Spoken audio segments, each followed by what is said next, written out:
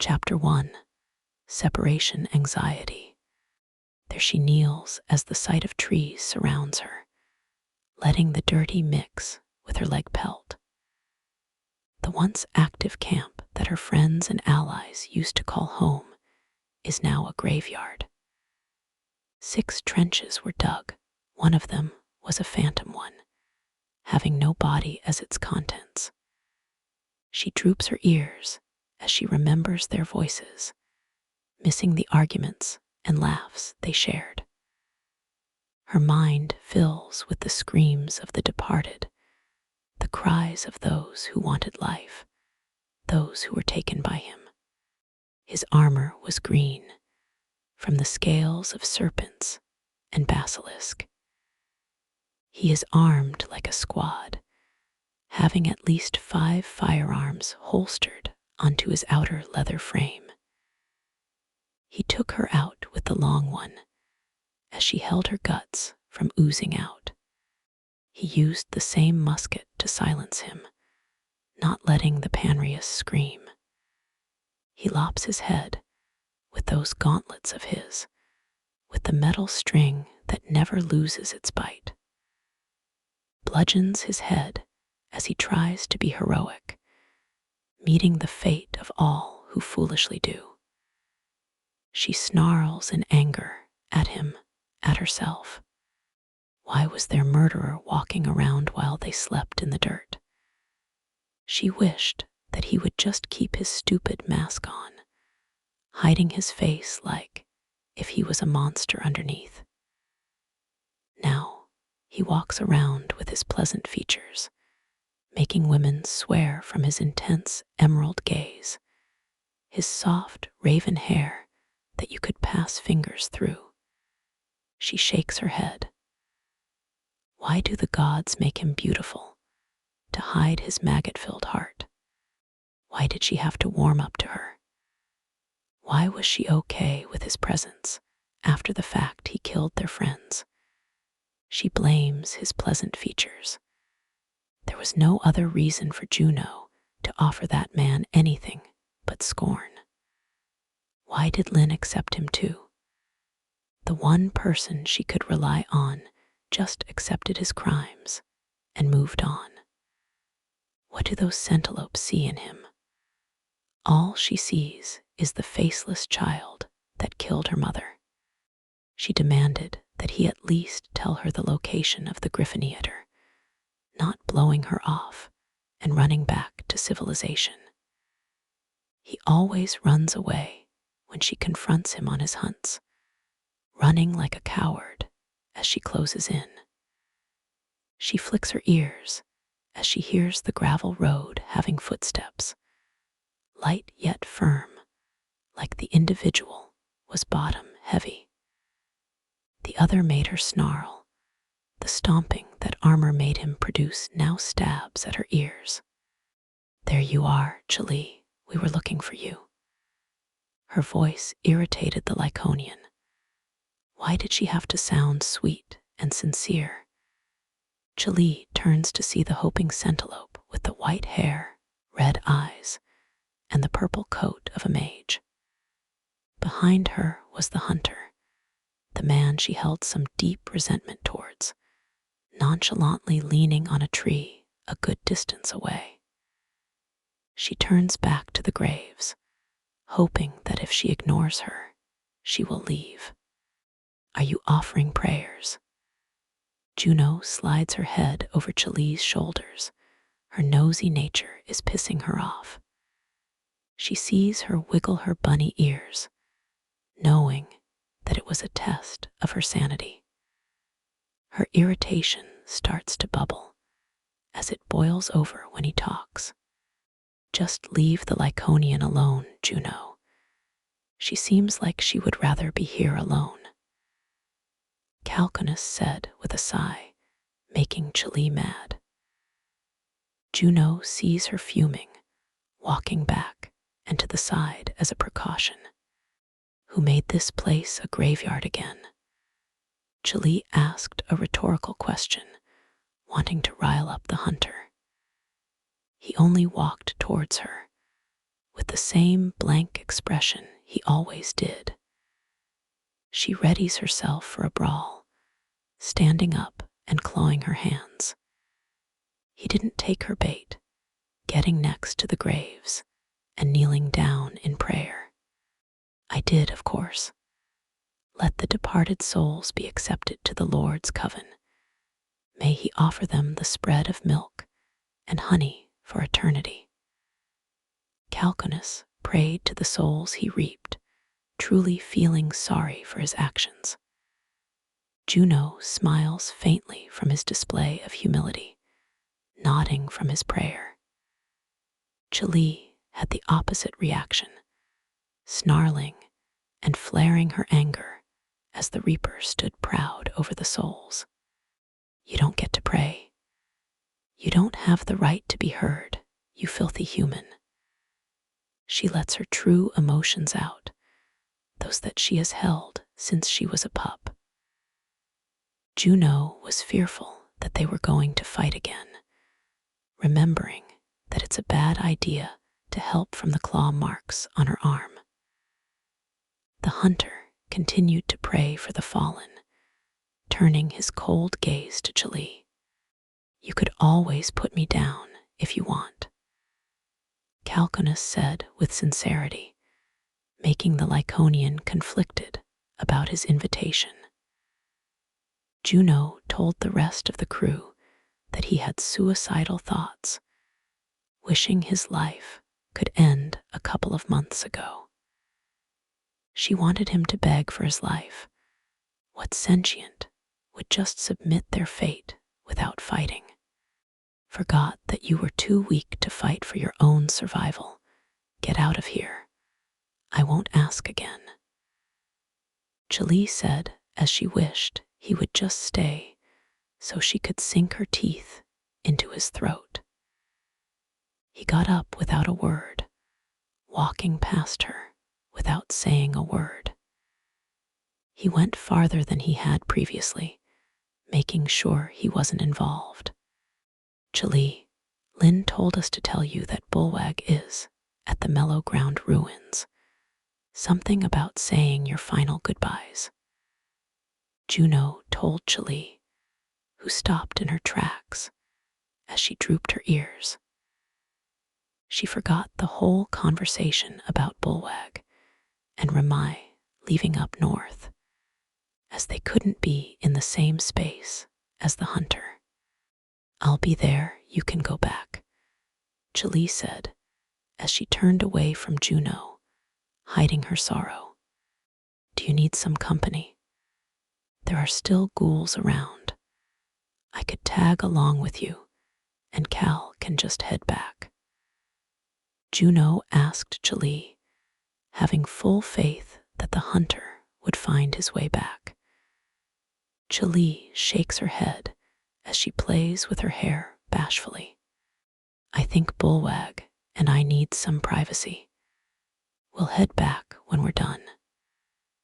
She wishes the centilope would take the hint. It's not hard to ponder. It gets awkward as Juno blushes from the indication, blinking a couple of times in surprise. Oh, of course, sorry for being a third wheel.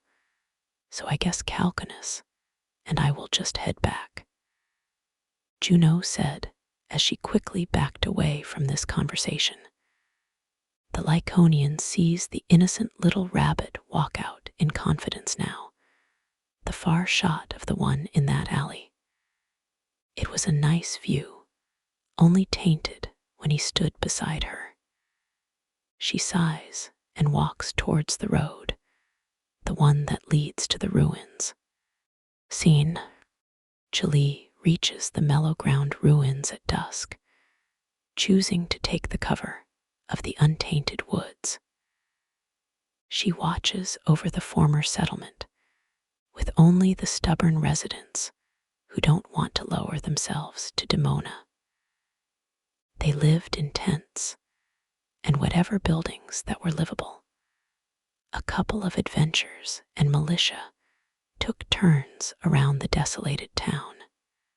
They were enough to deter the ghouls from overrunning the land, yet few to call this a settlement. She turns her topaz eyes down the makeshift walls and sees a familiar large infenrial loading the wagon of supplies. She was a little cautious.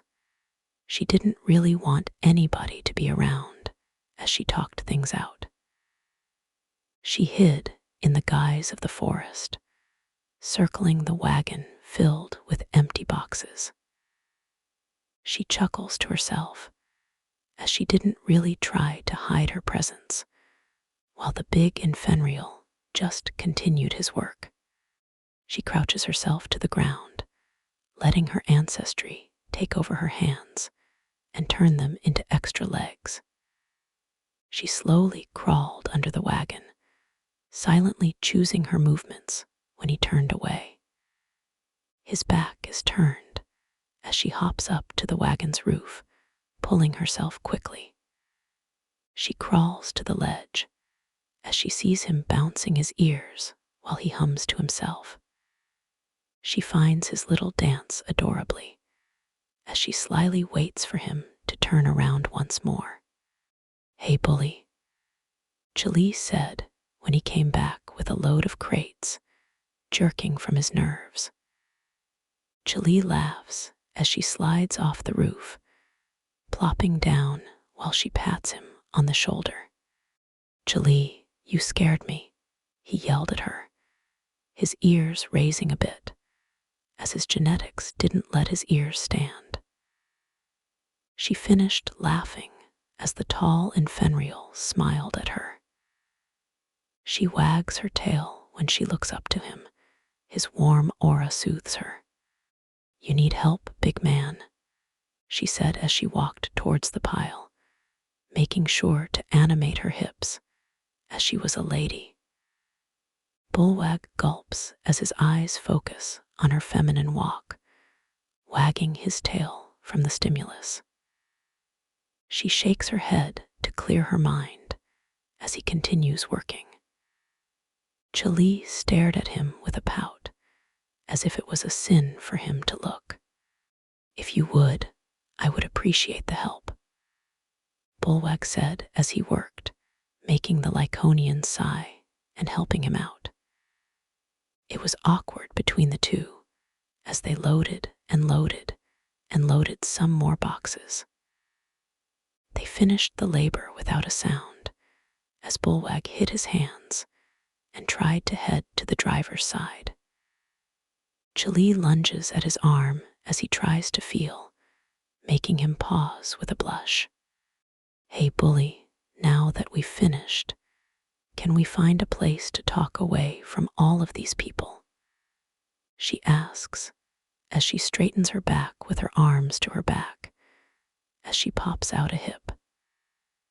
She looks at it with saddened eyes as she gives him the side eye, which made him cave. "All right, follow me." Bullwag waved at her, then walked down the small hill inside the forest. Scene. This seems like a fun little spot. Tulee surveys the small camp deep to the side of mellow ground, having logs around to sit on and a fireplace laced in rocks. She closed her eyes so she could hear the flowing river as the splashes of fish piqued her interest. She flicks her ears as Bullwag sheepishly follows, about to tap her on the shoulder with drooped ears. She swirls around quickly as her tail wags, having Bullwag pull his hand back. "How about we pull some fish from the river? I haven't eaten the whole day," Tulee shouts while she bounces next to him. Bullwag seems hesitant at first, but Tulee pulls him towards the river. He tries to stop her, but the strength of a full Lyconian wasn't a force someone could stop. Tulee, Bullwag wanted to reason with her, yet she was just laughing in delight while she dreamed of fish. They got to the river, and Tulee wagged her tail when she saw the pike migrating. "Come on, bully, let's feast," Tulee said as she rushed to the water, while Bullwag closed his eyes and dreamed of the fish. Once he opens his eyes, he sees Tulee already down to her underwear, stimulating his mind. He stutters his speech as the Lyconian slaps the final lace, standing proud of her Lyconian body. Her coat was healthy, blowing in the natural frost breeze, her muscles tense as she stretched. Bullwag wasn't focused on her sculpted body. He was blushing from her feminine qualities.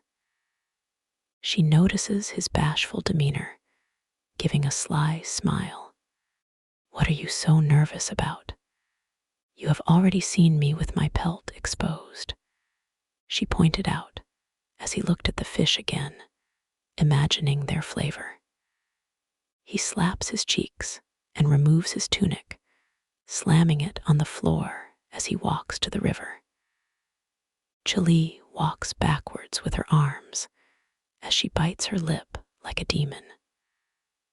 Bullwag removes all his clothes and readies himself for a feast, tensing his muscles.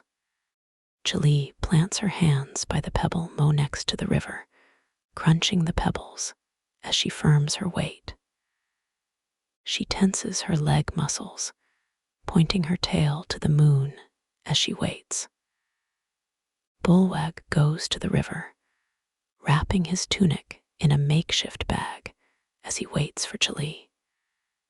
He trembles from the cold, yet he dips his feet into the water. "It's a bit chilly, Tulee," Bullwag complained, while Tulee wagged her tail slowly, waiting for the right time. "We of the canine beastkins strive in the cold, especially when we hunt." Tulee launches her charge as she thrashes in the water, digging her claws and teeth into her prey, throwing the fish to land.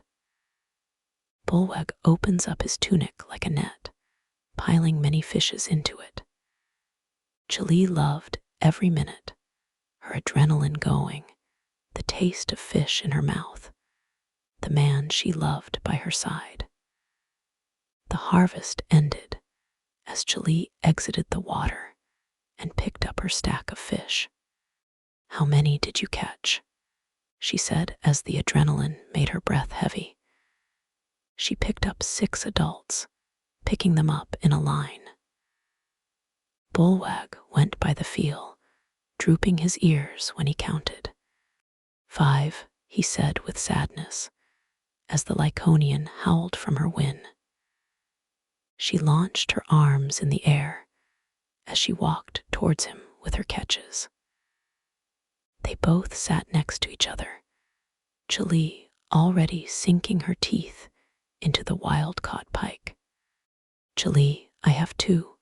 Bullwag didn't notice her munching on her fish as she danced to the nice, soft rawness of the fish. Bullwag didn't have the heart to stop that smile as he took a flapping fish and dug his jaws into the neck. It was the canine way, killing their prey with honor, not out of torture. Tulee flicks her ears at him, grabbing another fish and offering him one. Bullwag was at a loss for words, to which Tulee voiced her reasoning. "Last time we did this, you ate 6. You need to keep yourself fed, bully," she said as she took another bite of her pike, smiling as she munched. She remembers when they were pups. The first couple of weeks, she made fun of him for being hungry all the time. After they got to know each other more, they would catch some fish to satiate his hunger. This has been a pastime that they enjoyed doing with each other, which hurts as he had to tell her the truth. He will wait until they finish their meal. He doesn't have the heart to break that smile now. Scene. Ah, that hit the spot. Tulee yelled out to the gods as she rested her head on Bulwag's shoulder, rubbing her full belly. Bulwag wagged his tail as he was also satiated by the juicy fish, as the leftover bones sprawled over them. Just like the good old times, right, Tulee S? He said as he was silenced with a kiss from the Lyconian, locking her mouth on his lower lip. She pulled herself on his shoulder, wrapping her arms tightly around his neck as she brought her ears back from the taste. Her mind went fuzzy, smacking her lips with his own as his saliva tasted like a fertile male. She wanted to go deeper, let them be one under the moonlight, just like they did a while ago. He pulls her back, smacking loudly as the seal is interrupted. Why? Tulee asked the larger Lyconian as she drooped her ears when he showed a pained expression. She made sure to be extra tender while she wrapped her arms around him, so it was emotional. I'm sorry, Tulee, Bulwag said while he looked away, making Tulee snarl. She pushed him away and got up, walking back to her clothes. Wait, Tulee. Let's talk, Bulwag pleads as she crouches down to put her underwear on, as she slaps the lace. She was furious, angry, embarrassed, as she showed a side she never wanted to show to anyone. Why did you push me away? Just like you did before, she said, with tears, infuriated at herself for being so weak. He left her longing for his company before, on a certain day. She was impulsive, demanding vengeance for her late mother 2 years ago.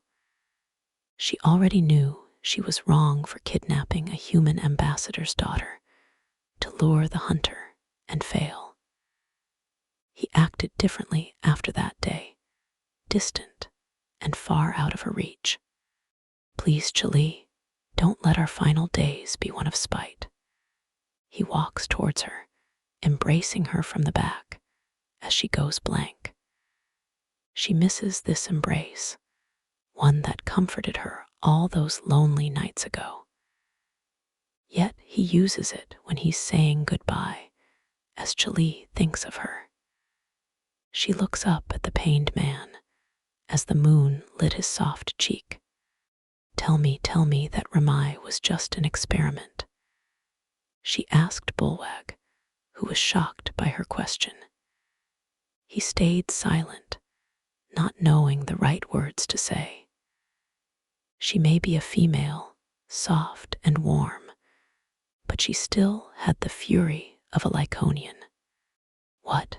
You thought I didn't know the glances, the longing in her eyes as I snuggled with you? She remembered the few months as she drifted farther away, as Ramai closed the distance. Tulee, Bulwag called her name, having the Lyconian swirl around and hug him. She dug deep into his firm chest, looking like a babe in his large arms. I can give you a pup. Our pup could walk out in the sun. Our pup could mingle with the sentience of the world, she told the large infenrial, as the mixture of their species wasn't frowned upon. It wouldn't be a problem if Ramai wasn't a half-born herself, mixed with dwarven blood. Their blood would have a high chance of mixing, making a chimera that would be feared, hunted down, or worse. I love Ramai. She understands me.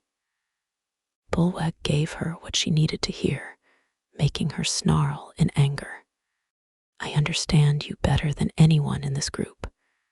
We were pups. I watched you grow to become a fine male. We watched many of our friends die from this cruel world, a curse we both share. She wails at him while he holds himself strong in his decision. She snarls as she figures out that he wouldn't break, making her button up her last and head back to the wagon. "I'll wait for you at the wagon," she said as she walked, refusing to show him any more tears. Scene. They were what? Juno yelled at the two girls in their sleeping quarters, with Lynn people watching out the window and Ramai blushing on her bed. Juno was told by Lynn that Tulee and Bulwag were mates a couple of years ago, making her explode with the spice. That wasn't all. She was also told that Ramai and Bulwag had become current mates, making her nuclear, as the otherworlders say. "And you sent me to arrange a date." Juno wanted to know Lynn's game. That was the equivalent of sending a married man to his hot ex for a night, just as friends. "Do you trust Bulwag, Ramai?" Lynn asked the blushing Panrius as she wiggled herself with a timid duck.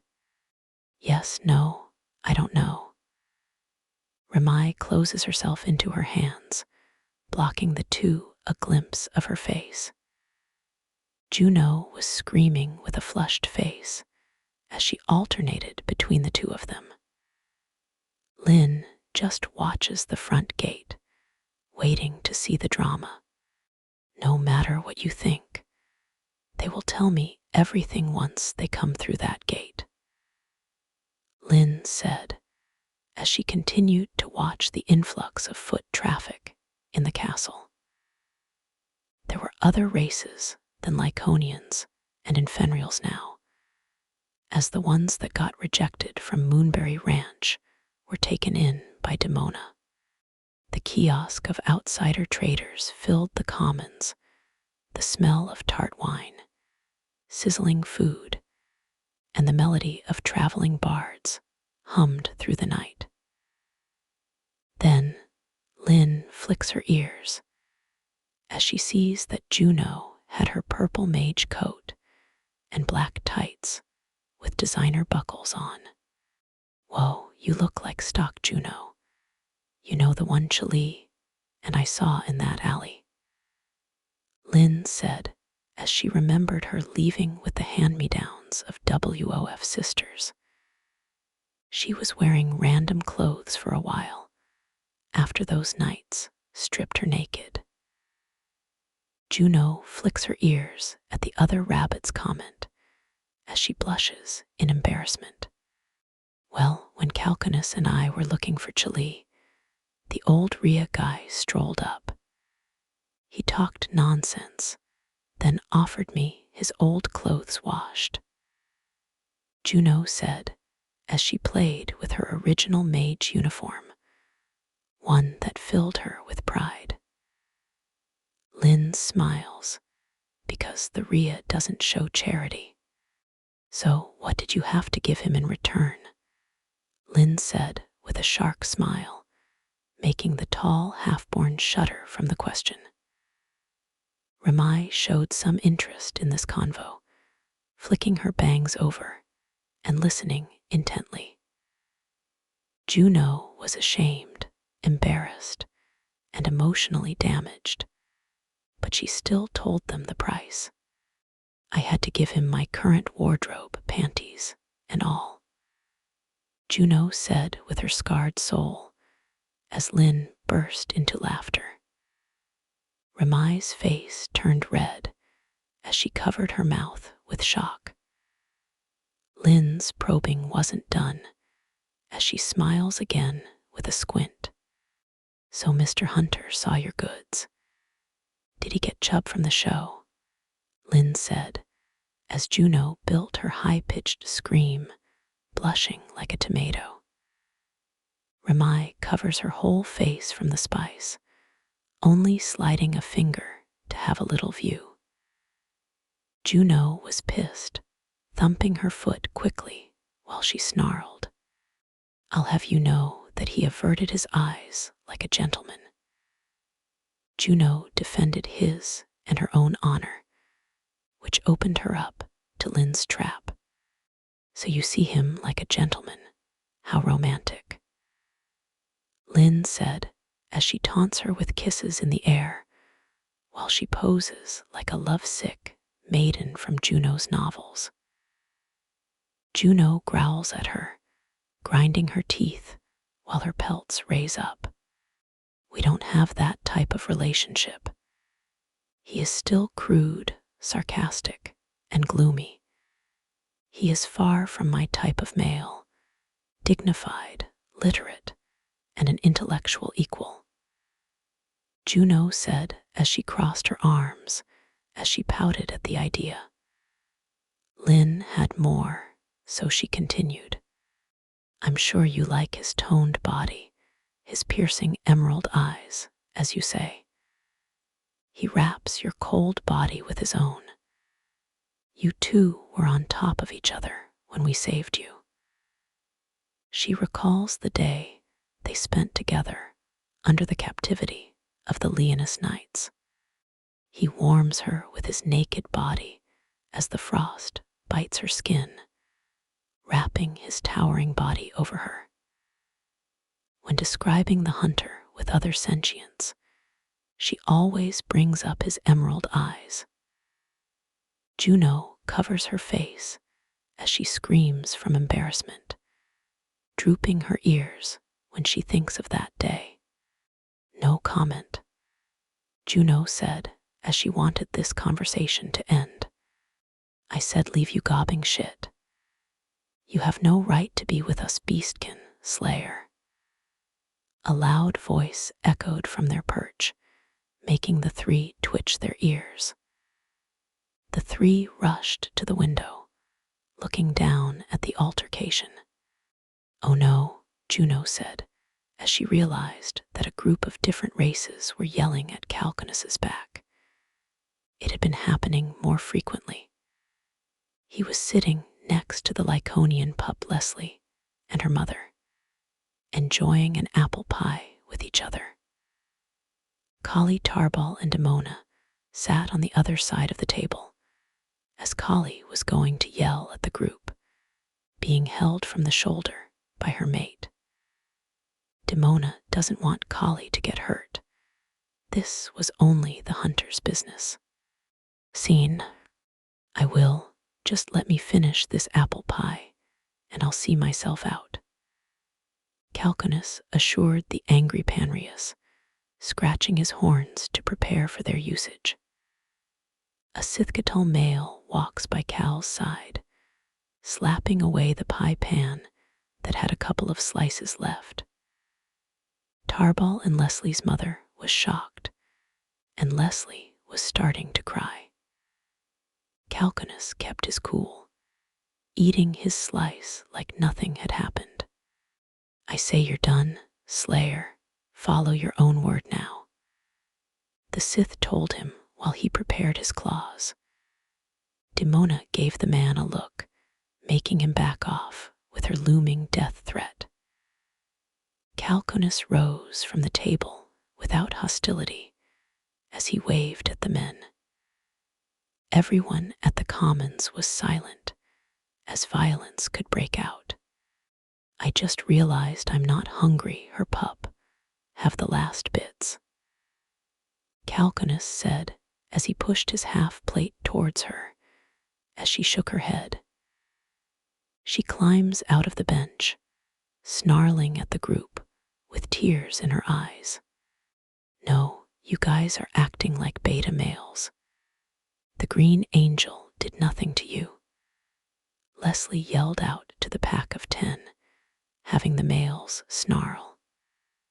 Panrius pushes the pup down, making her mother ready to kill the man. She stops as she sees the killer aura of the hunter. The bards saw that violence was going to happen, playing the tunes for the show. Calcanus grabs Panrius by the shirt and headbutts his nose, making a stream of blood flow as he falls over. The Sith slashed at him to meet the hunter's block, as Cal gave him a quick jab in his eye, striking like lightning. The 8 males grab Cal and drag him to the middle of the commons, as the citizens run out of their way. They throw him to the floor, wailing at him with punches and kicks. The hunter curled himself to cover his softer parts, as his eyes filled with fury. He protrudes his gauntlet blade and lodges it into Infenriel's leg, having him howl in pain. His scream caused the other 7 to pause, as Calcanus picked up the small Centilope's body, slamming him into the young Rhea. The Rhea's head made the Centilope's back crack, and the weight of the Centilope knocked the Rhea out. Calcanus grabs the nearest Sith and launches a fury of jabs that make the cat spit blood. The 4 grab the hunter, dragging him to a wall with a slam. They wailed on him with strong jabs while he blocked his face. He used the big Baltarus handle on him to flush his back against the wall, kicking 2 of them off for a moment. He punches the Baltarus's privates, which makes the large man scream from the pain.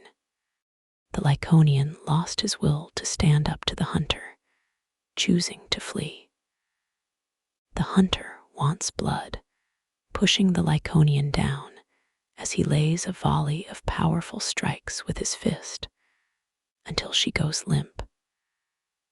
Another Panrius was snarling as he was getting up, coughing from the hunter's great kick. He elbow drops the Panrius, knocking him out as his shin ricochets off the stone road. He crawls by the final Centilope male as he is trembling, with his arms shielding himself on the floor. Calcanus ignores the weak-willed man, standing as he sees the first Sith smiling as he rushes to Leslie. Demona and Kali saw his intent too late as he pushed Leslie's mother on the floor, looming over the pup. Calcanus flicks his wrist to shoot out the sharp metal wire as it flies towards the Sith. Leslie was going to run, but the bastard grabbed her arm, preparing his claw to meet her. The wire wraps around the Sith's claw as he tugs it off. It was swift, as the Sith only noticed that his face was splattered with blood. His brain connected that his arm was gone as it plopped on the ground covered in blood. Leslie trembles in place as the pup feels the hot blood of the man oozing down her forehead. Kali and Demona cover the girl's ears as the Sith screams like death. The crowd looks in fear as the Sith wiggles violently on the floor as the blood flows on the stone slab. Calcanus breathed heavily as the pain and adrenaline fueled his body. He then felt the gaze of the crowd, who only trembled from his savagery. Calcanus, Juno rushes to the hunter, slipping through the crowd as they watch. She collides with him, seeing if he's okay. He taps her off as she understands that he is fine, as she notices the crowd as well. They were all looking and gossiping, having different stances. She needs to take more caution with her human. Those guys were being assholes. What do you mean that was too much? I knew this would happen with a Slayer here.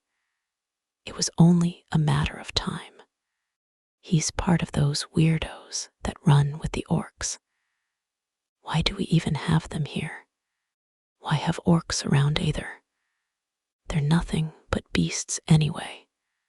They weren't just focusing on the hunter at this point. They were wary of the Moor clan. Juno droops her ears as she feels the hostility brew, spinning around with her gaze. Calcanus looks at Demona, who drooped her ears as well, but didn't show hostility to the hunter. "He's not gonna make it," the voice in the crowd said, as Cal and Juno looked at the Sith on the floor. His eyes were glazed as his movements went stiff. He was losing a lot of blood. He wasn't going to make it. Calcanus finally realized that he had fucked up as he looked at Juno. "Juno, I'm sore," he said, as the centilope didn't let him finish. "I think you need to leave," Juno said as she clenched her fist from her conflicted emotions. She is proud of the man standing up for the youth, yet that stunt is going to look bad on the Misfits. Calcanus understood, not saying a word as he pressed the retractor on his gauntlet. It spools up, then he walks away, heading out the drawbridge.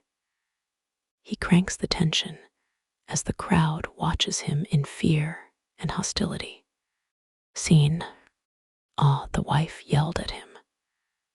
Lynn stays at the window as she sees the hunter walk out. She notices Ramai trembling beside her, following her eyes. She was watching the Sith's limp body as he gave his final breath. Lynn droops her ears, knowing that she was thinking of something else. Two of them, actually. "He's a nice man, isn't he?" Ramai asked Lynn, which made her question the half-born's noggin by giving her a tilt of the head. "He protects the weak.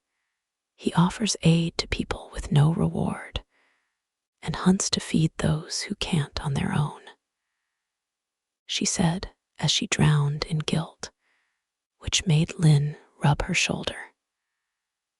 Ramai breaks down, making Lynn hug the woman to comfort her. Why does he get to act human? "After he took Billy and Yukon from me," Ramai said, while her emotional scars filled her with sadness. "I can't help it, Lynn. I want to stay with you guys. But I just can't. The orcs, like the hunter. He's not going anywhere. So I just can't." The Panrius vents herself to the small centilope, falling on her knees, while Lynn rubs her cheek on Ramai's head. "How could you guys be near him? Am I the only one that is ugly?" she asked Lynn, which made her bite her own lips. "You're not ugly, Ramai," Lynn tells her, which makes her lash out. "I am ugly. I can't move on. I took Bully away from Tulee, and now he's obligated to come with me. I know it was just a fling, but I love him. I want Tulee to be happy, but I crave Bully. I want him for myself." Ramai vents about their love triangle, sorry that she was the one to stir the pot. Lynn felt for the girl, as there wasn't going to be a happy ending for everyone. It wasn't a sin to love, but they were walking a mighty thin line. "Bully loves you too, Ramai. He wouldn't make the journey for someone he just had a fling with," Lynn clarified to the weeping woman, flicking her ears when she heard a familiar wagon. She urges Ramai to stand up as she feels the wagon coming back from the trip. They both see Tulee and Bulweg riding side by side, yet as far away as sentiently possible. Tulee climbs out of the wagon, walking out of the castle's exit. Ramai flicked her ears and felt like a heavy burden had flown away. See, Bulweg stood strong. They might have spent some time together. After that display, I can tell you that nothing happened," Lynn told her as she felt her heart skip a beat for her mate. She still felt the guilt, but her love for Bullwag was greater than it could be. They heard the door open as Juno looked irritated by the events before. She sees Ramai and Lynn hugging as she sniffles with emotions. "I love you girls," Juno said as she hops to the two, embracing them with a hug. The three snuggled together as Ramai smiled for the first time in a long time. Scene. The first bet would be those gauntlets of yours, Tulee told the hunter as the brothers slid him some cards. They were at a campfire with the wall in sight, making sure to look after it from the ghouls. Calcanus didn't want to play in their night of poker, yet he noticed that Tulee had a crate of Gut Destroyer. The orc was pounding a couple of bottles already, so his judgment was skewed. More smokes from a pipe, being the only one that seems functional. Gardner wasn't playing, just humming to himself as he watched. "Fine, you add a bottle of the good stuff as a blind," Calcanus said as he saw his cards, being a pair of double aces. Tulee laughs as the human accepts his challenge, feeling good with his cards. Moore throws 5 silver coins into the pot, looking at Calcanus as he blows from his pipe. "We heard a commotion from here. Was that you, young blood Calcanus?" Moore asked the hunter directly as he twitched his body. Gardner lowers his body, getting closer to the group. One should never misjudge the thorns of the black rose. It's beautiful and nice to look at, but it will make one bleed. Gardner tells the hunter with his cryptic speech, making the hunter squint. "Whatever happened, your scars prove that you are an excellent warrior." Tulee yelled as he found the hunter's aura strong. Moore nodded, blowing on his pipe as he folded. Tulee laughs at his brother's weakness. One enters battle without regret. "Some men found my presence disturbing, threatening the life of a little girl. So I lopped off one of their arms," Calcanus said as he felt that he had done wrong, as the orcs laughed. "Did he die?" Gardner asked with sincerity. Calcanus nods his head as he watches the fire. "Noise," Gardner said with a pump from his hand. Calcanus forgot for a minute that he was in the company of orcs. Even if these ones proved their neutrality, they still are orcs. "Your actions sound heroic. Demona definitely doesn't see a problem with your actions," Moore assures the hunter as he flips 3 cards on the ground, being a double queen and a 5. Juno seemed to have a problem, as did the town itself, Calcanus said, as he wondered why her opinion mattered to him. Then he settled for her being the one to welcome him with open arms, even after what he did. Why care what Squishy thinks? She will make weak warriors out of men too soft and feely like the rest of them. Tulee said as he contorted his face in disgust. We could only live next to sentience if we had knowledge of emotions. Hear you, Alpha Brother. They are powerful when they think together, Gardner said as he shared his elderly wisdom, having more agree to his claim. Stop being so harsh with young blood Juno. She has the eyes of a killer, just needs nurturing. Moore told his brother as he scoffs at the idea. Moore slaps down a two, making Tulee slap his leg in delight. Calcanus looks at his gauntlets, like he will be saying goodbye to them soon.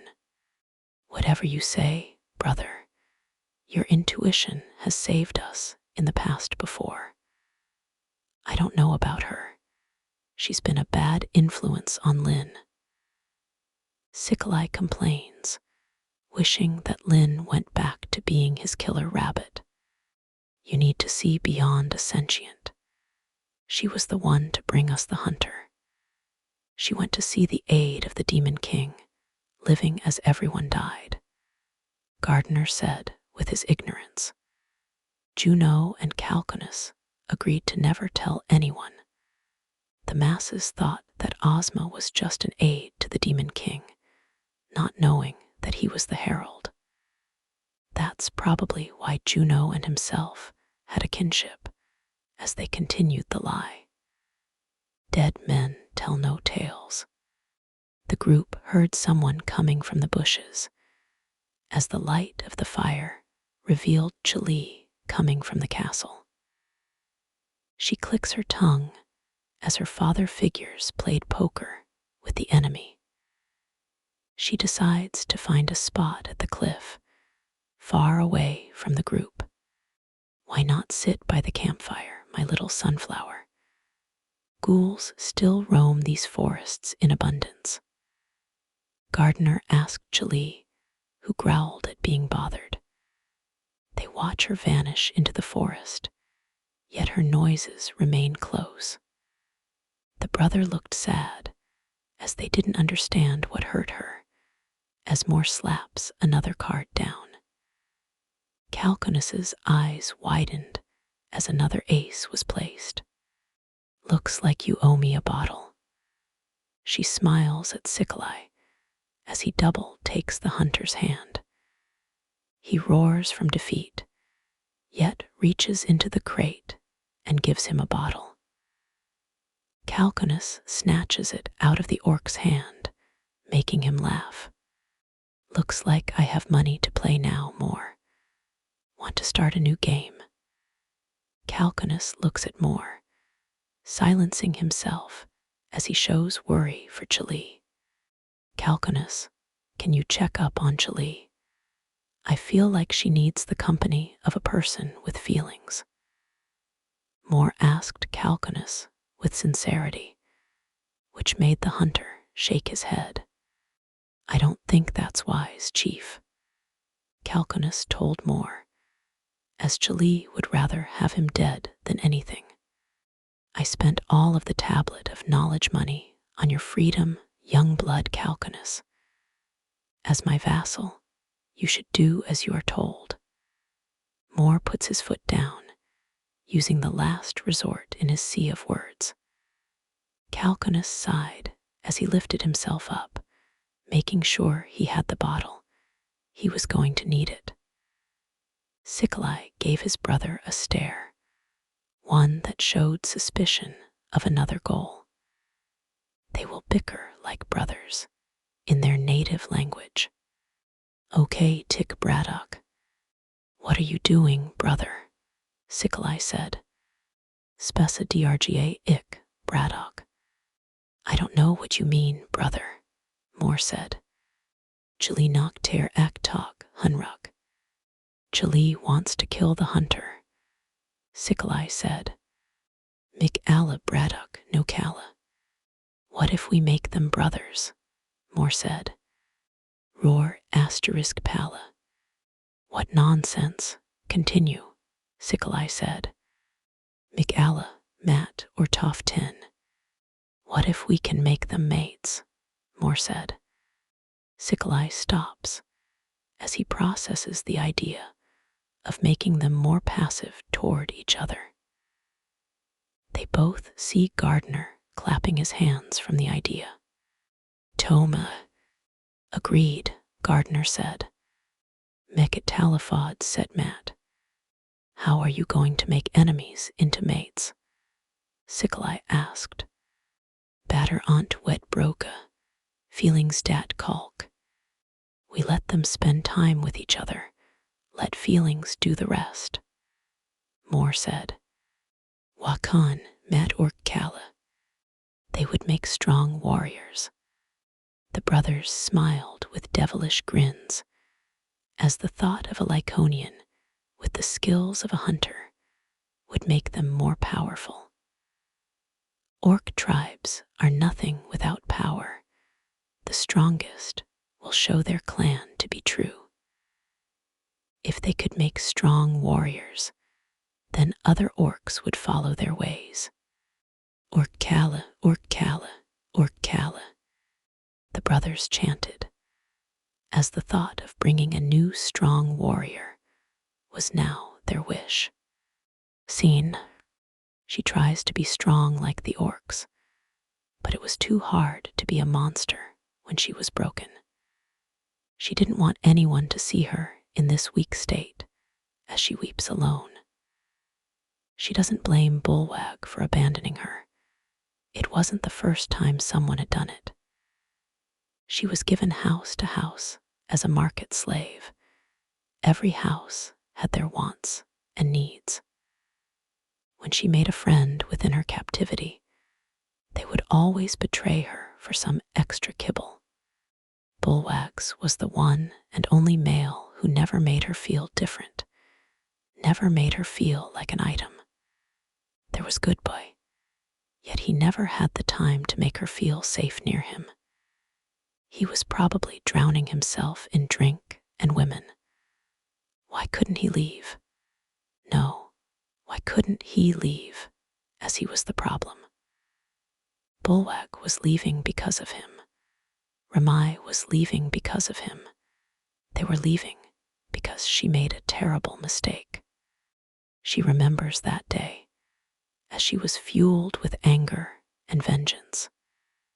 She sneaks into a tent that had his smell, a body that had his armor over it to keep it warm. Vengeance clouded her mind as she bit down on the person's neck. It was small and delicate. Her neck muscles weren't developed yet. She screams with this young voice, a teenager compared to the many nights. Before she knew that it wasn't the hunter, it was too late as her jaws crushed her windpipe. The hunter has a soft spot for the youth. He was breaking his back in this unfair land of the triangle. He wanted her to live, yet she took it away from him. She was the one to kill the others. It was only justice that he did. She snarls as she lets the snot flow down, because at the end of the day, she was the monster of this tale. She was the one to decide to take an innocent life from the comfort of her envoy. The humans did the same to her all those years ago. It was only fair, so why did it go wrong? Why did Hayes follow her with the plan? Why wouldn't he tell Lynn that he had changed? She was the one to kill her sister's lover, not the hunter.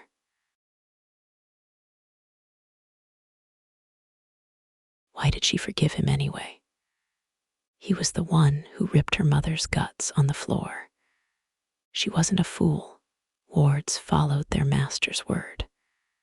She was fine that he was innocent, but why didn't he tell her what happened to Ozma? He's still guilty, so why did his father welcome him into her home? Why did her sister welcome him into their home? It's the white rabbit's fault. She shakes her head from the thought. Juno just followed her nature. She was trying to be the good girl, like she always was going to be. It is entirely her fault that her life is like this. Will Lynn stay with her? She can't think of a world without her sister. She stopped calling her that when Hayes died. You know it's easier to let your emotions out when you're drunk, right? The voice said over her, making her snarl from its blank and expressionless tone. He was the last one she wanted to see her weak. She looked up and saw the hunter avoiding her gaze, leaning on the tree she claimed. "Fuck off," Tulee told the hunter, trying to make him go away. "Sorry, no can do. The boss asked me to talk to you," Calconus said as he pulled out a stogie, lighting it with a flick of a match. "Send their new favorite, huh?" Tulee said with a hint of jealousy. "It sounds to me that you didn't get laid," Calconus said to the Lyconian, passing her threshold. She barks at him with the volatile call of the wolf, sounding more beast than sentient. She held her need to kill the man, as her father did, who paid a lot of money for this weasel. "How about you go fuck Juno, leave me be, while you two make freaks or something?" Tulee tries to rile up the hunter. She does know that they are getting close. The hunter just walks to the ledge and looks at the wall, turning his back to her. "I can tell you this, Mutt. I don't deserve the little rabbit. It would never work," Calconus said with sincerity as he smoked the herb. She flicked her ears in confusion, as they were both human. Calconus turns to her with his piercing emerald eyes, having a tale for her. "I was going to quit this life 7 years ago, settle down with some girl I knew from the orphanage I was brought up in. We tried to conceive a babe, yet every try never produced results. One day she came back to our home with another man's boots at my doorstep. The next couple of weeks she was pregnant, happier than she had ever been. We got into a fight, and I left. I had other women in my bed, yet I could never produce results." Calconus told his tale as the Lyconian laughed. "Poor hunter has weak genes. Even the gods kicked you out of the dating pool." Tulee gloated at him with a cutesy voice, yet he still didn't show anger. "Roar, roar, roar." The orcs roared into the night, making Tulee jolt, as that was the call for danger. Calconus laughed as he could understand orc language. It was one of the skills Grandma Olivia taught him. He plops his rear next to her as she snarls from his close proximity. Mages need to carry their legacy within their children, and that is one thing I cannot do for her," Calconus said as he felt at peace with that fact. "Then just go to Mama Cookie's brothel and slang dick and leave us be." She tries again, but the hunter laughs at her genuine solution. "No, we have unfinished business, don't we?" Calconus said as he looked at her, like she could give him what he wanted. She snarled at his tone, like he was taunting her as she wouldn't. She pulls the hunter and pins him to the tree as they lock eyes. The hunter gives her a demonic smile, like they were finally going to finish their pact in his green eyes. She only returns his sick gaze with yellow fury, yet obligation makes her stop. No wonder Bulwag had thoughts. Your body is lean, and that toned ass can even make me yearn, the hunter said as he gave her rear a look, liking that she was wagging her tail with deadly intent. Why don't you just do us a favor and just kill yourself? That is your entire goal. Tulee is frustrated with this human. he betrays their nature. She would have done it if he didn't desire it. Why couldn't he just scream as she snarls? Surprise to me as well, but I actually have people that care about me. But you can fuck up. No one would fault you if you lost your temper and finished the job, Calcanus said with a sinister tone, which made the Lyconian boil over. She growls as she sinks her fangs into his neck bone, giving a crunch as the sudden pain makes him grunt. She lowers her body, letting her legs anchor her to the floor as she savors his blood. He grabs her neck as she sucks his blood, wrapping his open arm around her waist. He embraces her as he finally lets go of all his dread. She felt like she was in a trance. His blood tasted sweet from the apples. His muscles whetted her appetite, as she always preferred the dark meat. She moans as she licks his blood, fully ready to dig into his nice, salty skin.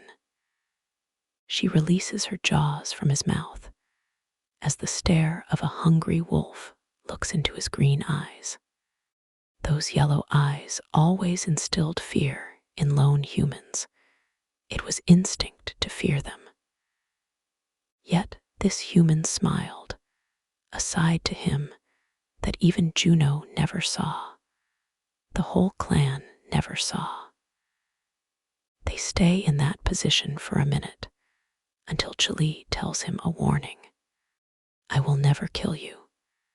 Yet you have my promise to never save you from harm. You never tell anyone how I cried today, and I will never tell a soul how psychotic you are. She tells the hunter with the eyes of a hunting wolf, hungry and starving. He likes the look on her mouth, how she had his blood dripping from her teeth. He chuckles at her weak threat, yet finds it amusing. You're sure about that? I have a secret to tell you. He leans into the Lyconian's ear as he acts like a jester. She flicks her ear, waiting for his point. I'm way stronger than you, Calcanus said as she gets a shrivel of fear as he spins her body around and hugs her arms. She thrashes in his arms, wondering how he could keep her there with just one. He brings the bottle of gut destroyer and uncorks the bottle with his teeth, bringing it to her lips.